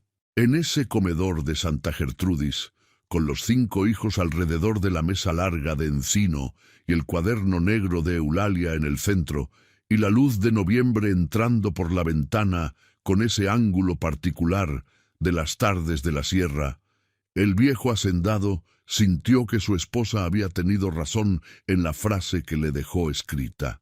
Había descubierto quién amaba al hombre. Pero también había descubierto que el hombre tenía su propia parte de responsabilidad en cómo se habían construido, a lo largo de décadas, todas esas distancias. La tarde fue larga de esa manera en que lo son las tardes que importan, no porque sean largas en horas, sino porque en ellas suceden cosas que se quedan para siempre, aunque el tiempo del reloj avance igual que cualquier otro día. Doña Crescencia sirvió la cena sin que nadie se lo pidiera. Caldo de res con verduras, frijoles, tortillas, arroz, las cosas de siempre, pero dispuestas sobre la mesa del comedor con la atención particular que ella ponía cuando algo era más importante de lo que parecía. Comieron los 6 con Fulgencio Palafox, que también se sentó porque don Prudencio se lo pidió con una sola frase, y Fulgencio no era hombre de rechazar ese tipo de pedido. Hubo momentos de silencio que al principio eran incómodos y que poco a poco dejaron de serlo. Hubo conversaciones que comenzaron sin saber bien dónde iban a terminar. Hubo preguntas que no habían sido posibles antes y que ahora eran posibles porque algo en el cuarto había cambiado con las palabras de la tarde. Apolinar comió en silencio durante la mayor parte de la cena. Pero antes de que los platos se levantaran, cuando la conversación había girado hacia cosas más pequeñas y el tono ya no tenía la tensión de las horas anteriores, Apolinar miró a don Prudencio y dijo: «Lo que le hice a Ofelia estuvo mal». 3 palabras en las que cabían 43 años de ser el hijo que siempre creyó que iba a heredar todo y que ese día descubrió que el privilegio de heredar algo no viene de creérselo, sino de ganárselo. Don Prudencio asintió sin decir nada por un momento. «Eso díselo a ella, no a mí». Apolinar miró a su hermana. Ofelia lo miró de vuelta. No dijo nada todavía, pero tampoco apartó la vista. Los hermanos fueron saliendo uno por uno mientras la noche llegaba sobre la sierra con la rapidez de noviembre, cuando el sol desaparece detrás del cerro y la oscuridad llega casi de golpe. Matilde y Abundio Telles fueron los primeros. Crisanto después, con un abrazo a su padre que duró más de lo que los abrazos de Crisanto habían durado en los últimos años. Rufino fue el último en irse. Antes de montar, se quedó un momento en el portón, con el sombrero en la mano y el caballo esperando, mirando a su padre. «¿Puedo venir el mes que viene?», dijo. «Sin motivo, solo a venir». Don Prudencio lo miró durante el tiempo que tardó en formarse la respuesta. «Esta hacienda siempre ha tenido la puerta abierta, Rufino. Nunca la cerré yo. La cerraron los que dejaron de venir». Rufino asintió despacio. Montó y tomó el camino de Pachuca con la rectitud de jinete que don Prudencio recordó de cuando era joven y salía al galope por ese mismo camino sin mirar hacia atrás. Ahora había mirado hacia atrás. Era un comienzo. Los comienzos son así, pequeños, inciertos, sin garantías, pero son comienzos. Cuando todos se fueron, la hacienda Santa Gertrudis quedó en el silencio que no es vacío sino quieto. El silencio que tiene temperatura y textura, el que se diferencia del silencio de la soledad, porque en él todavía está presente, de alguna manera, la gente que estuvo. Doña Crescencia fue a la cocina a terminar de recoger. Fulgencio Palafox fue a revisar los establos antes de dormir. Y don Prudencio y Ofelia se quedaron solos en el corredor. El viejo se sentó en su sillón. Ofelia se sentó en el banco de madera junto a él, el banco que había sido de Eulalia, el que no tenía nadie más que lo ocupara en los últimos 15 meses. No dijeron nada por un tiempo. Afuera, los sabinos del perímetro de la hacienda tenían la última luz de la tarde de noviembre en las ramas más altas, esa luz que en la sierra de Hidalgo no dura más de 20 minutos entre que el sol desaparece detrás del cerro y la oscuridad llega de verdad. Un tecolote llamó desde algún árbol del huerto, con la voz particular de los tecolotes de noviembre, que suena distinta a la de cualquier otro mes, aunque nadie pueda explicar exactamente por qué. Las gallinas del corral se estaban acomodando en el sueño con el movimiento colectivo y orgánico de las gallinas que se acomodan para dormir. El cencerro de una vaca sonó una vez desde el potrero, quieto y claro en el aire de la noche que llegaba. Don Prudencio tomó el cuaderno negro de la mesa, donde lo había dejado al salir del comedor. Lo sostuvo en las manos, como siempre lo sostenía, con las dos palmas, con cuidado, con el peso de lo que ese cuaderno había sido durante un año entero. Luego lo puso sobre el banco de madera en el espacio entre él y Ofelia, sin abrirlo. Ofelia lo miró. «¿Ya tiene la respuesta?», preguntó con voz baja, la voz de las conversaciones que no necesitan ser oídas por nadie más.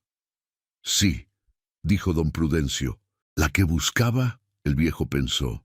«La que buscaba», dijo. «Y otras que no buscaba, pero que también necesitaba encontrar». Ofelia asintió. No preguntó cuáles eran esas otras.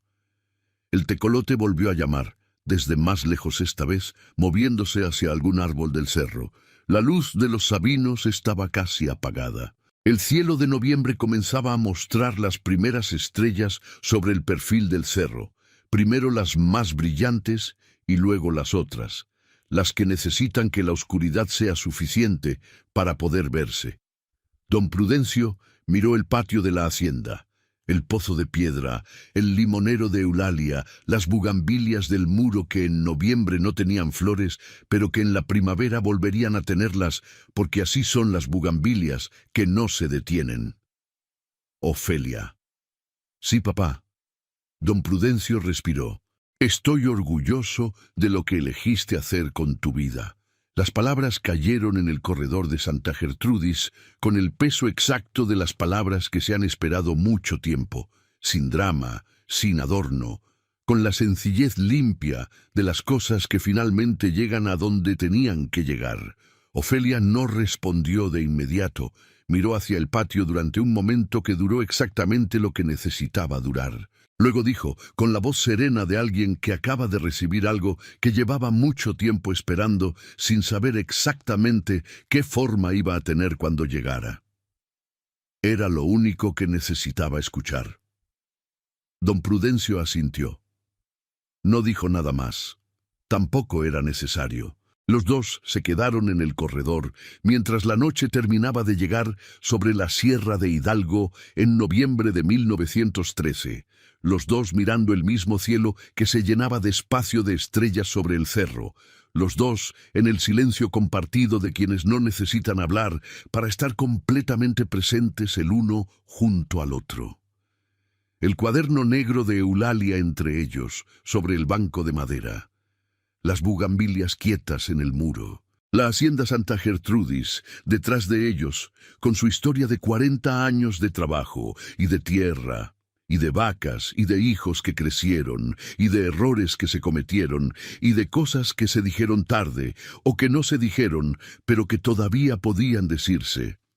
Y adelante, el tiempo que quedaba, que no era mucho si uno contaba solo los años, pero que tampoco era poco si uno contaba lo que todavía podía hacerse con ellos.